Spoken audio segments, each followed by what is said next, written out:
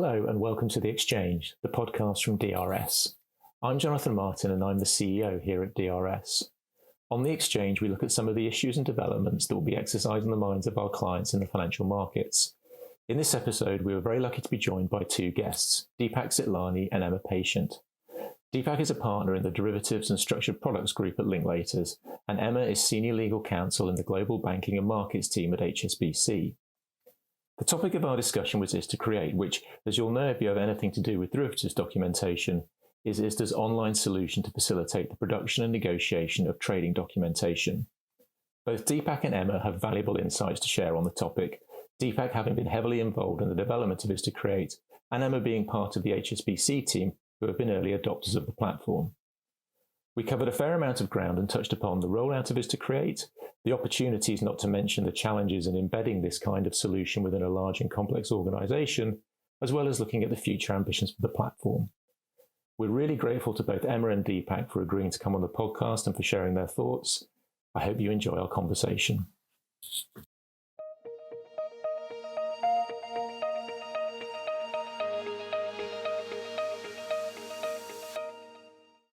So, first of all, good morning, Deepak. Hello. Hello. Hi, Emma. Hi. The theme today is really around legal technology, but particularly, obviously, we're here to talk about Is2Create. And I want to sort of start off with a slightly, I guess it's a bit of a devil's advocate question, really, but we've all been involved in the legal industry for more years than we probably care to mention.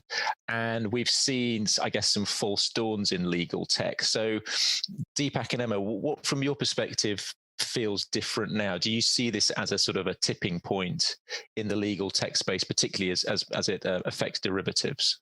I'm happy to kick off. I can say yes, actually. So we have, I guess, secretly been using technology in different ways over a number of years. Contract automation is something that we at Linklaters have done for 15 years plus, actually. But actually, the bit that I've learned over the last few years, and it's obviously a bit shameful for a lawyer to admit it, is lawyers aren't that important anymore, actually, because what I've learned is the data that comes out of our contracts is actually taking much more of an important role. And so actually, when you then kind of reverse engineer, actually to be in a position that to produce that data in a sensible way so that people can then use it in an onward fashion more easily, I think that's what people are looking for. And we've come across that not only in ISDA docs, but just more generally. And there's our soundbite for the day. Lawyers are not that important anymore. We'll be plastering that across the internet. And Emma, from your perspective, looking at it, I guess, from a slightly different side of the fence, from being inside a large financial institution, I mean, I guess similar to Deepak's experience, you've probably seen tactical use of legal tech, but this feels of a slightly different magnitude. And I think the particular thing here is obviously it's the concerted effort to create this almost central legal utility where we have the entire market playing in the space, which is obviously has huge potential, but I guess it's hugely ambitious as well. So from HSBC's perspective, does this feel like a sort of a change of pace as well? Well, I will sort of slightly disagree. I don't think it's a tipping point per se, because I think the evolution has been there, already. And one of the things I kind of think is that, it might look a little bit like, when you think about how COVID has impacted the industry, for example, and how well legal's adapted to remote working. And, we've seen a proliferation of electronic signatures in this past year. It feels like we have gone through a lot of change, but actually, I think regulation has for a while now actually been driving innovation, and the industry has been seeking much better ways to manage and implement changes required to documentation as a result of new rules. I mean, Brexit, initial margin, and IBOR are examples of that. And I think, certainly from Deepak, what you're sort of saying with is to create and the development of it, that's been quite sort of focused perhaps on some of these regulatory changes. And so in a way, it's been the regulation that has been driving innovation. But I mean, one of the things from HSBC, and actually I'm really proud of the steps HSBC has been taking in our legal department. Legal innovation has been very high on the agenda for us, actually, for a number of years. I mean, a year or so ago, we set up a legal innovation think tank specifically because of this, because, we're very focused on ways to improve efficiencies across the legal function using technology. And there are so many relevant areas where tech can play a part. I mean, we're talking about data, but also ways, sort of documentation, drafting, automation, knowledge management, standardization of templates, to name but a few. It's not necessarily a tipping point as such. I just think some of these things are really coming much more to the fore, and we're having much more of a focus on them, and actually is to create, who also have been sort of working on all of this in the background. It's very timely that it's in the market and that the offerings at the stage that it's currently at.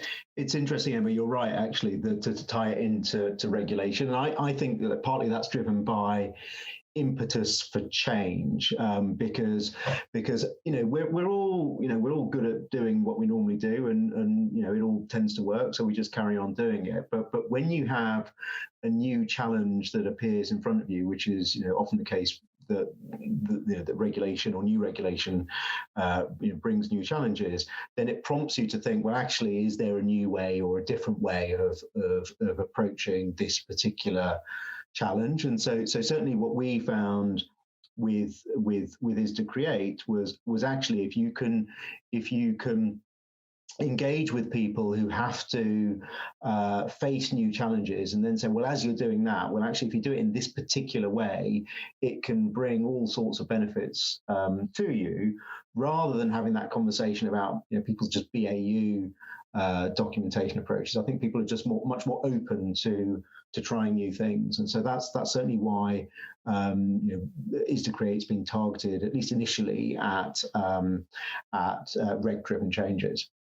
That's interesting, because I think looking slightly from the outside, you look at sort of is to create, the sense that you get from it is that, I guess at its heart, it's driven at efficiencies around the negotiation and creation of master agreements. Obviously, there's a big clue to that, but and obviously the work that's being done about creating the clause library as well as part of that. But it is interesting that I think that it's obviously has greater scope than that. And what you're saying is there's much more. There's that large sort of strategic application, which I guess is almost like a market-wide initiative. Yeah. But then for individual users, there's also a huge amount of potential sort of tactical value that comes as well from helping to manage these other sort of regulatory challenges that keep cropping up all over the place.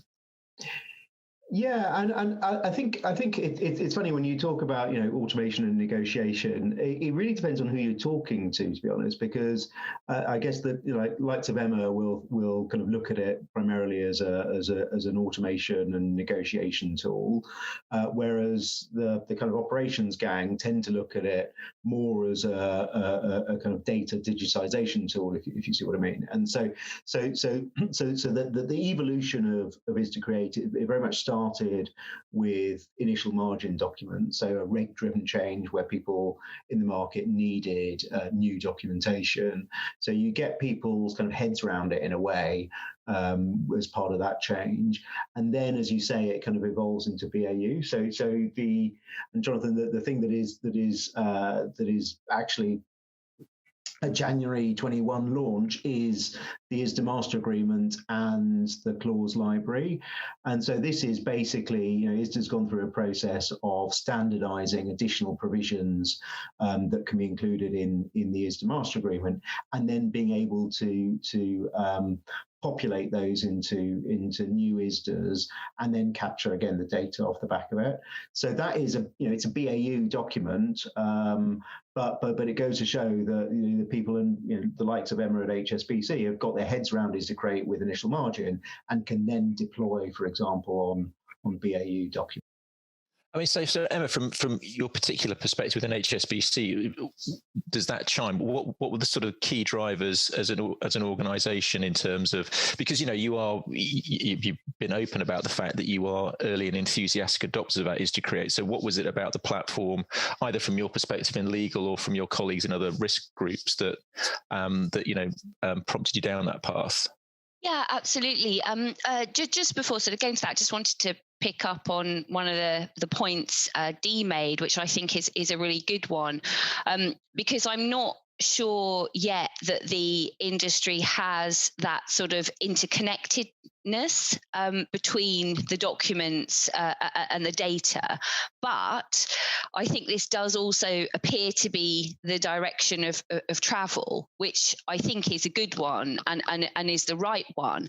And, when you're sort of talking about the main drivers, I suppose, in the perfect world, you would want to be adopting something like this because the sort of seamlessness was already there and everything can flow. But that's obviously got to be a sort of bigger picture, longer term objective.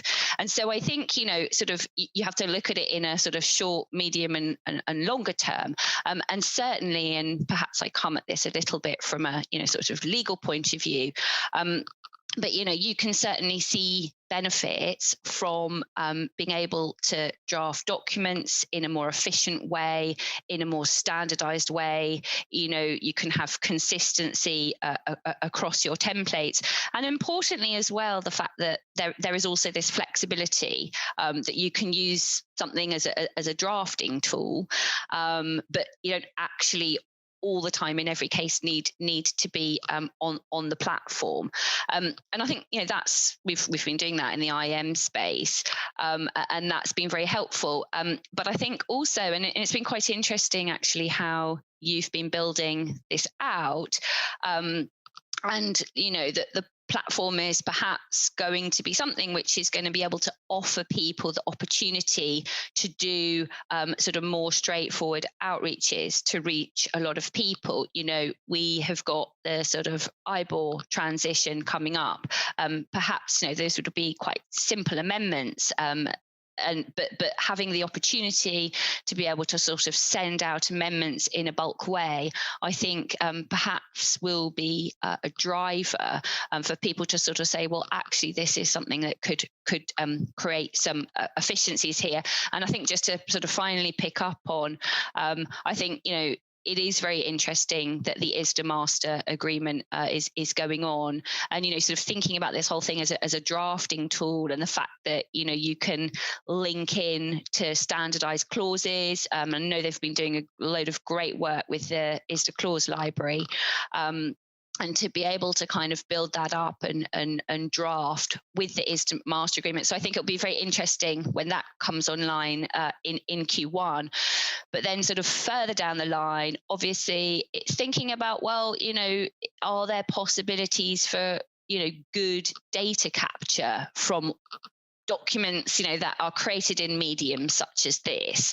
That could be something that's very sort of beneficial from the future. So, I mean, it's still sort of early days. Obviously, more documents are being added, but I think there are a lot of drivers looking at it when you're looking at drafting, efficiency, and future potential. And it sounds from that, Emma, that obviously the hope for ISDA Create is that you get as many institutions on the buy side and the sell side in due course adopting it and utilizing its full potential. But it sounds as if even taken in isolation, there is value to an organization like HSBC in having this capability in-house, regardless of what's happening in other organizations at the moment, because you say you're talking about this ability to help you efficiently manage large-scale outreaches for regulatory change, driving efficiencies internally in the sense of, creating centralized, standardized templates, automation of documentation, outreach. It has benefit on it by its own merits, regardless of whether, uptake in the buy side is sluggish or whatever the case may be. Well, I think we've, as I was kind of saying at the top, HSBC legal department, is very focused on ways to improve efficiencies across our legal function. And so, where we're seeing and seeking ways to do that, it certainly is helpful. But I suppose with all of this, and I think, you raised an important point actually about scalability, uptake, how many people are sort of going to go on it, because, it's something it feels helpful now in terms of big regulatory projects, and we hope very much, it evolves and develops out. But I suppose it's very much looking at how things develop. But obviously we're seeing benefits now in terms of our drafting and outreach experiences. Maybe I should just jump in there and we just talk about development actually, because I think it is one of the mental hurdles that people need to get over, I guess, when they look to users to create is kind of, where will this go? So maybe to give you a bit of a flavour. So the platform was launched about 2 years ago now, actually, and so since it was launched, the primary focus was really enhancing features, because a lot of users were saying, well, this is great, but can we have this? Can we have that? So we were, responding to those asks. And actually, there are still a few more asks that are coming and that we're responding to, actually. So things like we're going to put drafting notes on. There's this bulk upload, which helps for outreach. Those kinds of things, I think, will continue to add on. But actually, there was then a shift in ask, which was to having a broader range of documents on the platform. So as you were saying, we've gone from IM to the IBOR reform, and also the kind of EONIA and SOFA updates and CSA type changes.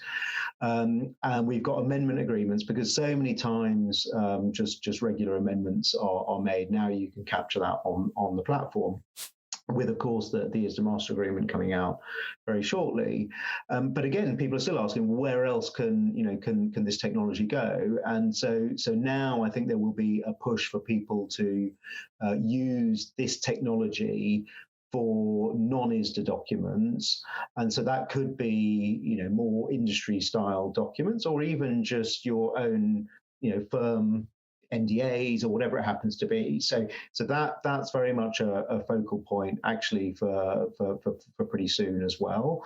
And then the other kind of avenue or another avenue for development is connectivity. So Emma, you were saying about how much people use the data, but we're seeing a lot more demand now for APIs to take the data. So we saw AcadiaSoft connect to ISDA Create to take the data for IM documents. We're seeing other users build APIs to connect into their own systems. And also ISDA is developing the common domain model, and we'll see again, actually, this half of 2021, a connectivity with CDM. So that is something that we're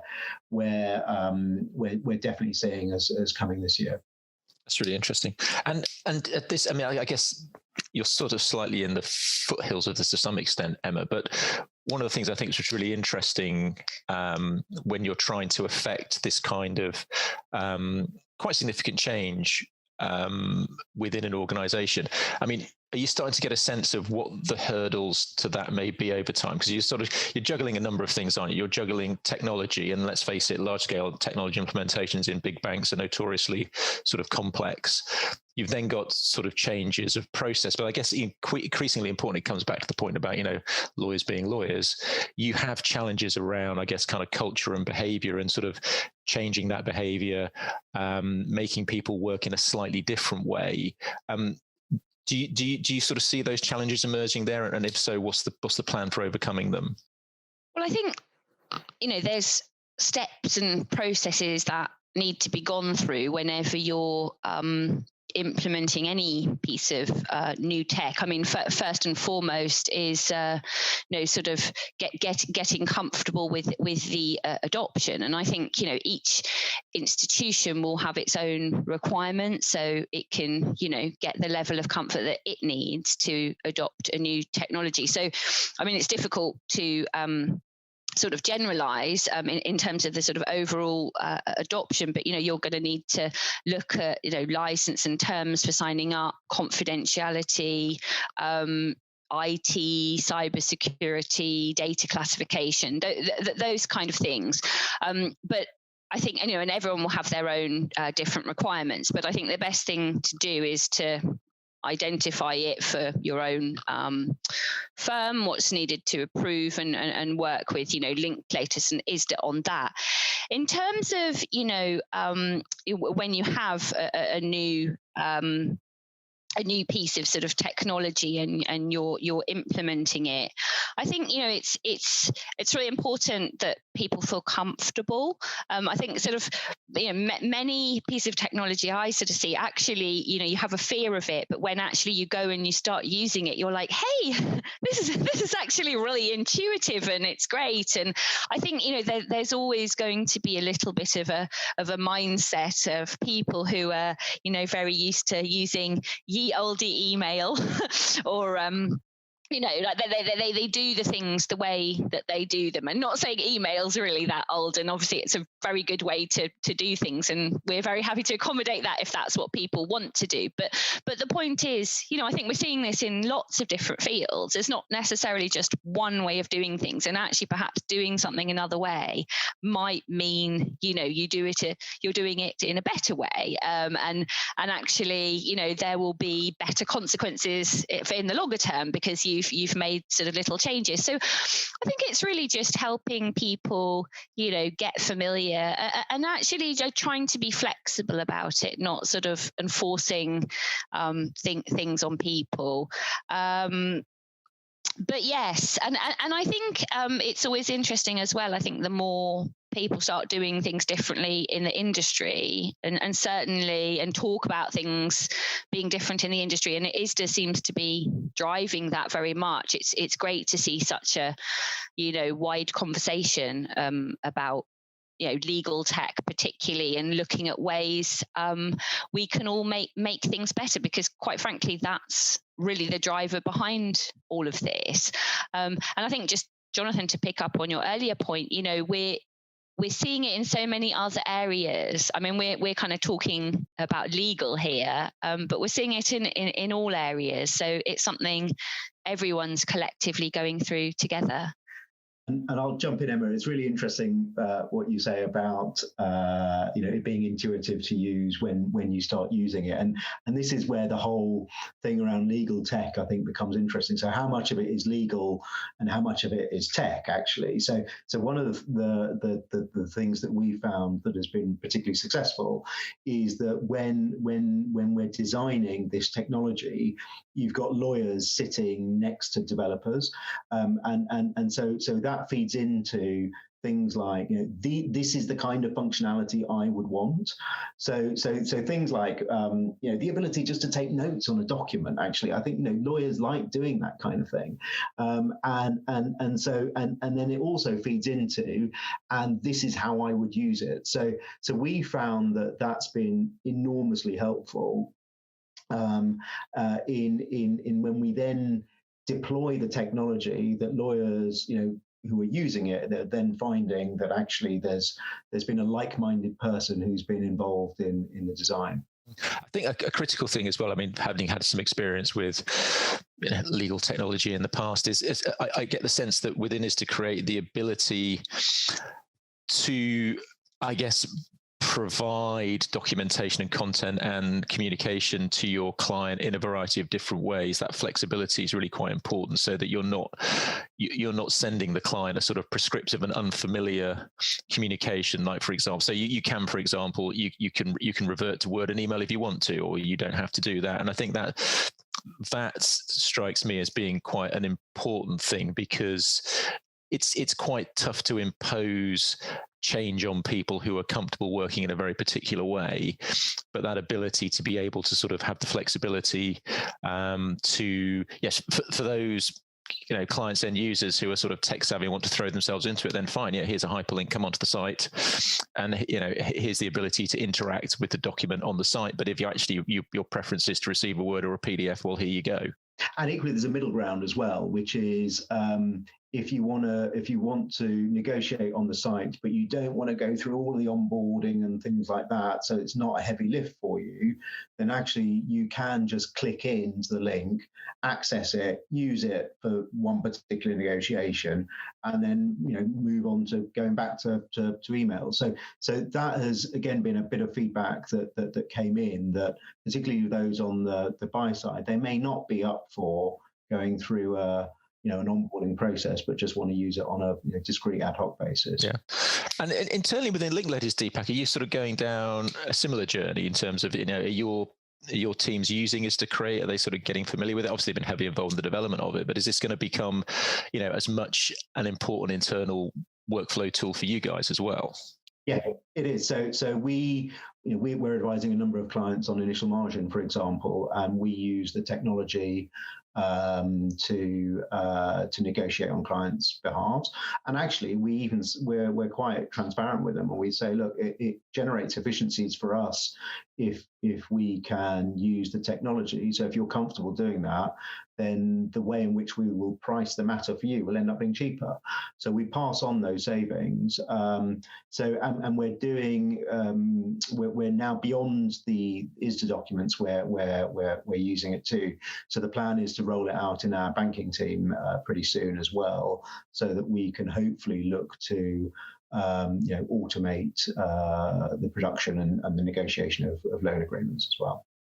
And just, I was going to kind of pick up on one point. It's great you yourselves are also using it in the sense that I hope you can critically give yourselves feedback. And I always think with these kind of things that actually using technologies, but having an ability to look at it a bit critically and kind of say, well, but how could it be better? Or, and to pass that feedback on. I think that's a very, very helpful thing, because, we've been talking about evolution, but as well as kind of adding on documents, if we can find, or if there are little ways that things can be improved and that people want, I think it's really good to be open-minded to that and sort of enhance things as you go along, so that things get refined. Because it's great having developers and lawyers working side by side, but until you actually go in and start using things or see how clients respond to it, then you never really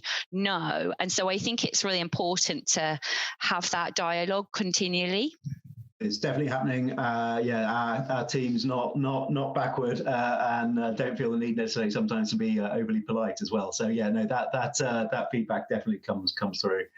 One thing I just wanted to pick up on, Deepak, one of the things that you mentioned, you were talking about increased connectivity and the APIs that you're building into the system to allow for the sort of transmission and feeding of data from the system into other downstream systems.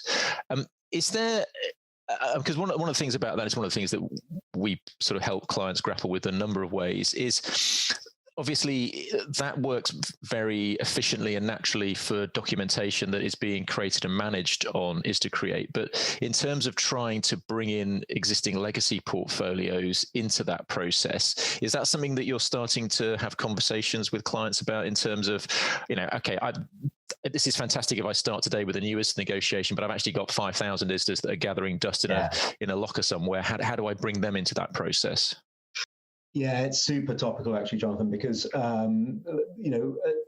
particularly when we're talking to other industries where it's, looking at their BAU documents, they ask exactly that question, and so there you are. I think have two kind of paths that you can go down. One is to the extent you've already captured data from those legacy documents, you can try and align the format in which that data appears to the format in which the data from InstaCreate appears.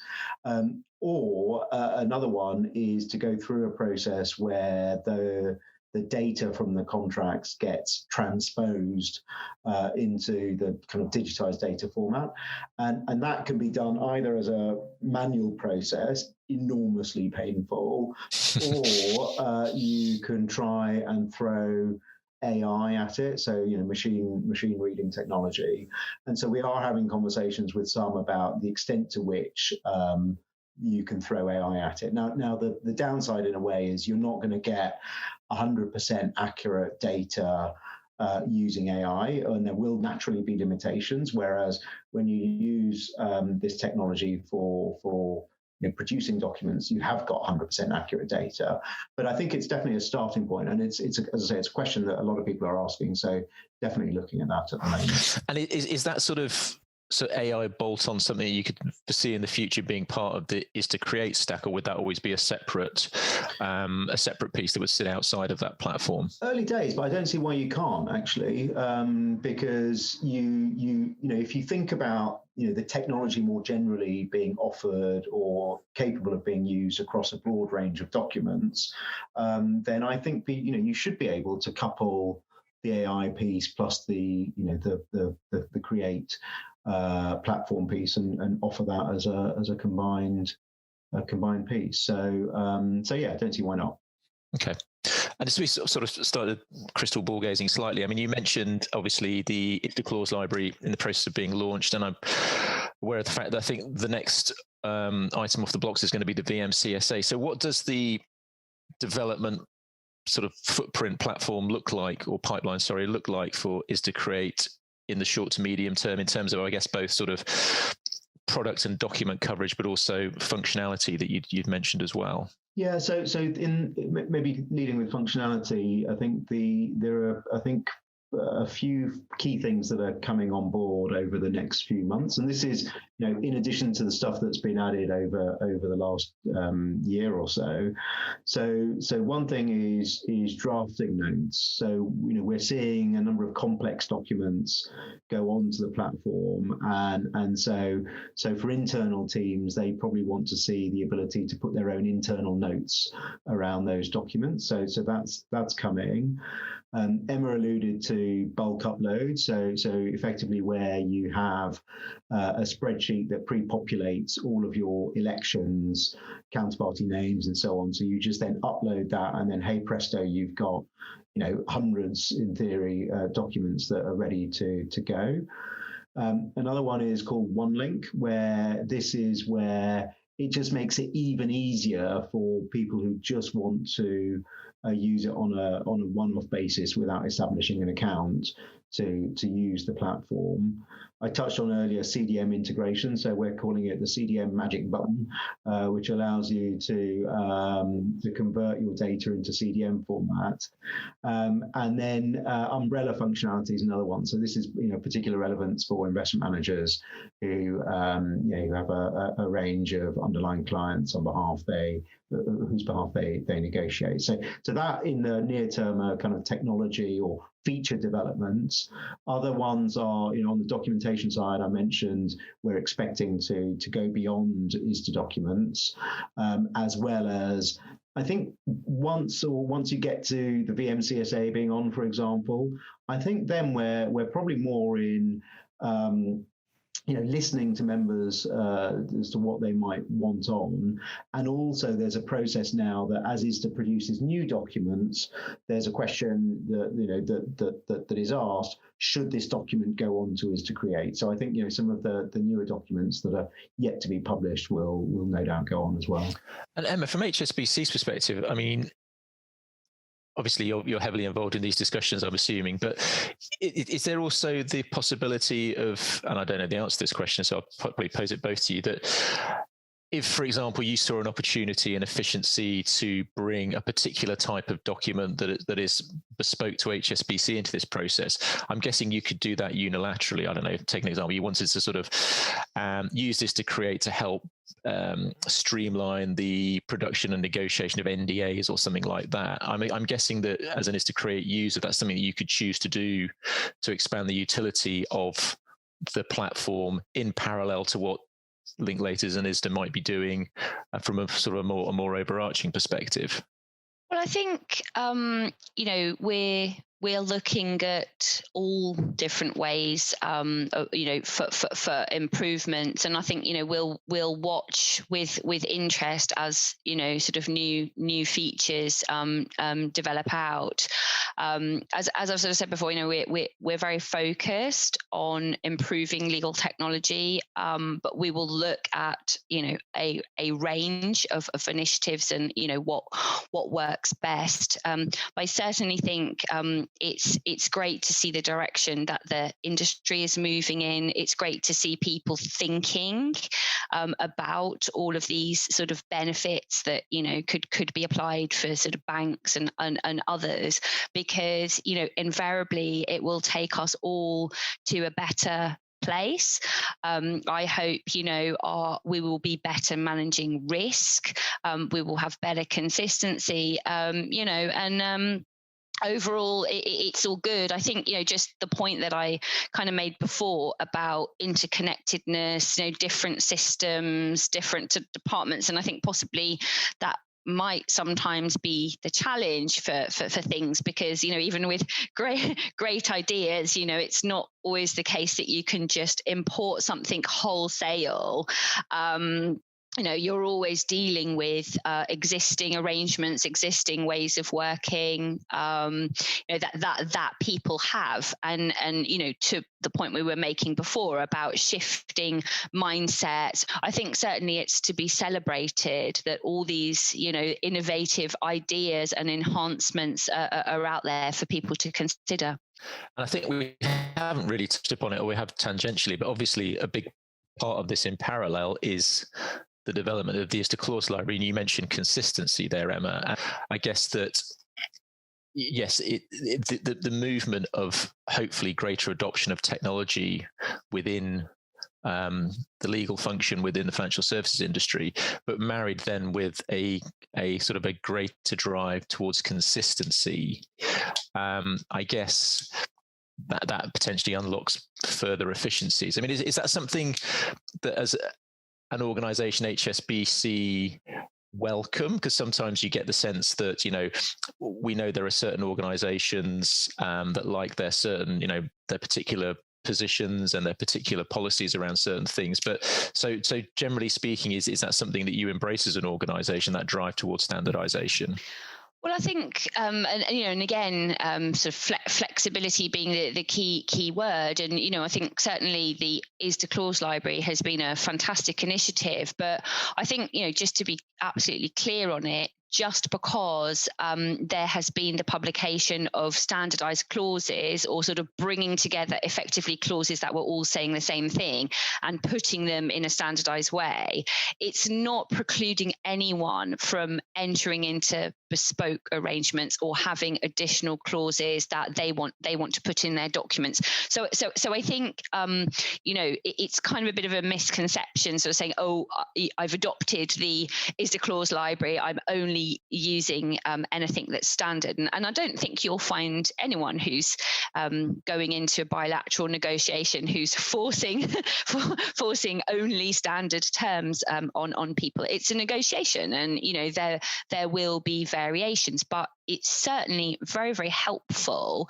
where you effectively have different people expressing clauses that say the exact same thing in different ways. It's much more helpful to have something that's kind of recognized as a standard. We will use that. I think many people have adopted clauses from it, and the whole idea that a clause is captured in a certain way and leads to a certain business outcome, the sort of philosophy behind it makes sense, but I don't think it's sort of stopping anyone from saying, well, you can't continue to have variations, but it just means that where standardization is possible and efficiency is possible, you're better placed to be able to achieve it. And it also helps enormously, I guess, in the other side of the coin that we talked about in terms of sort of data capture and distribution. If you're starting, if you have in certain areas these acknowledged standards that become potentially used more often than not, and then you can actually then, with a greater degree of certainty, stipulate what are the data attributes that flow from that particular form of wording, what is the effect of that, and that helps you in terms of your consistent data capture and downstreaming. Absolutely. And the other thing I would sort of add to that is the lawyer might sit there in the sort of immediate and kind of say, oh, this is good, this is a helpful drafting tool. I'm not going to really think about data and data capture, but actually down the line, so say for example today they put in a downgrade clause, but when that event actually happens and you want to kind of sit there and say, well, actually which of my contracts did I put this downgrade clause in? What's the impact? I need to react quickly. And suddenly that data and the data capture becomes really important, because it will allow you down the line doing your job in that capacity to react better, to be safer, to save time. And so that's why I think people should think about the benefits of, of going down this route, rather than just sort of, focusing on just kind of the immediate of what's in front. And I'll say something else. It's a really valuable and powerful training tool as well. I mean, we're already using it as a means, as part of our training program internally with some of our junior guys, to sort of say, around particular provisions in enlisted master agreement, these are the sort of 3 or 4 main flavors you might see. This is what they all mean. This is what the impact of them is. This is where they differ. This is why, a bank or a buy-side entity might prefer one flavor or the other. So from that perspective, it's a hugely valuable, I think, resource for the entire industry to have that all sort of centralized and have gone through that process. Just wanted, again, sort of thinking about the future to some extent, I wanted to ask you both, because obviously you come at this from slightly different perspectives. But if you were to sort of cast your minds forward, I don't know, let's just say 5 years from now, what does success look like for you? And obviously, from your perspective, Deepak, in terms of being heavily involved in the development or promotion of the product, but I guess Emma, as a user of the platform, what would you wish to see in terms of the future evolution and use of the platform over that kind of time frame? So, to sort of step in, we're a current user. I think it's hard to see what 5 years time will look like, but I think as I've alluded to before, the conversation, the direction of travel appears to be a positive one. In terms of is to create, I think the addition of new documents, new functionality, the possibility for expansion and enhancement is only a good thing. So we will watch closely what happens over the 5 years, but I do think scalability with all of this stuff and sort of industry adoption will be quite a key factor. Deepak, from your perspective, what are you wishing for?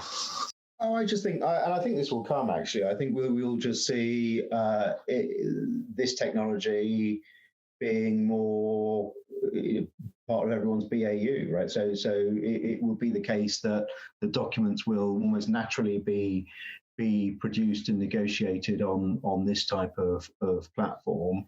And I think it will then have knock-on effects, actually. So, and we're already seeing it. So the way in which we now draft documents is now with a view to capturing data in the most efficient way. So I think we will then see, possibly tail wagging dog or dog wagging tail, depending on your point of view.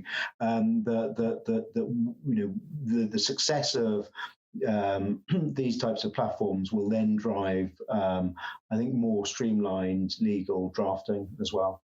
And I guess we mentioned the dreaded C word at the top of the conversation about COVID, for example, and we none of us really know what the future holds from that perspective. But if we assume that part of the new normal becomes a much greater emphasis on, remote working on a full-time basis for a lot of us, then I guess there are some benefits to be had from this kind of robust, centralized workflow and documentation platform as a means for enabling that kind of longer-term remote working with greater certainty. Well, Emma alluded to it already, actually, when she was talking about the standardized ratings downgrade provision. So, if you're in an institution and there's been a downgrade, actually, if you've negotiated the document, let's say the ISDA master agreement on the platform, anyone remotely can just immediately access the relevant provisions. So that kind of thing, I think, will definitely lend itself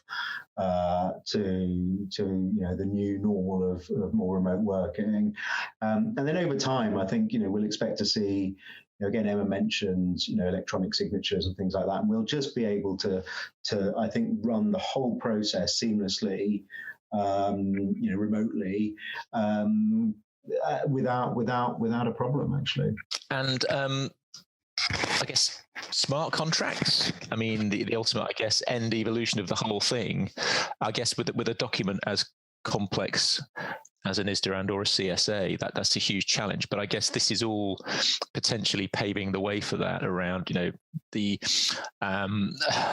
connectivity, the standardization, the ability to extract and identify data. All those things lend themselves to that. I mean, is that in the background of your thinking, or is this sort of very much part of the plan? It's part of the plan. So, I mean, I talked about the magic CDM button, right? That is the first step towards that, actually. So if you take, for example, a CSA, and you can take the data from a CSA, it gets converted or transposed into the CDM in a common domain model, which itself then lends itself to smart contracts. It doesn't take too much to then to have self-executing collateral movements, for example. Well, thank you both very much.